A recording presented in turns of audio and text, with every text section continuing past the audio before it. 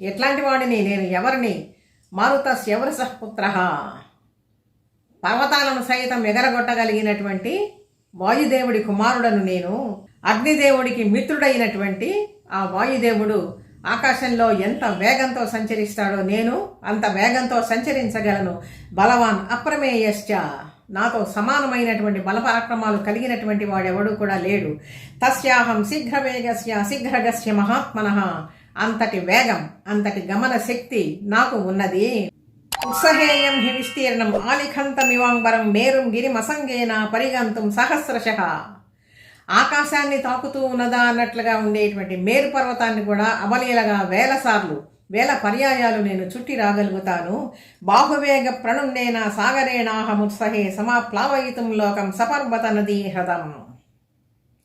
ఎన్నో పెద్ద పెద్ద పర్వతాలతో, నదులతో, సముద్రాలతో కూడి ఉండేటువంటి ఈ భూమండలాన్ని మొత్తాన్ని కూడా నేను అవలీలగా చిన్నాభిన్నం చేయగలుగుతాను.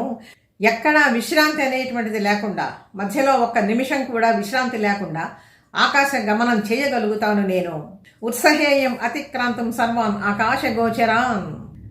ఆకాశంలో ఉండేటువంటి గ్రహ నక్షత్రాదులన్నీ కూడా నా వేగాన్ని గమనించగలవు. వాటిని కూడా నేను అధిగమించగలను. సాగరం శోషయిష్యామి ధారయిష్యామి మేదిని. పెద్ద పెద్ద సముద్రాలను అన్నింటినీ కూడా శోషింపచేయగలుగుతాను, శుష్కింపచేయగలుగుతాను. మేదిని దారయిష్యామి. ఈ భూమండలాన్ని మొత్తాన్ని కూడా బద్దలు చేయగలిగినటువంటి శక్తి నాకు ఉన్నది.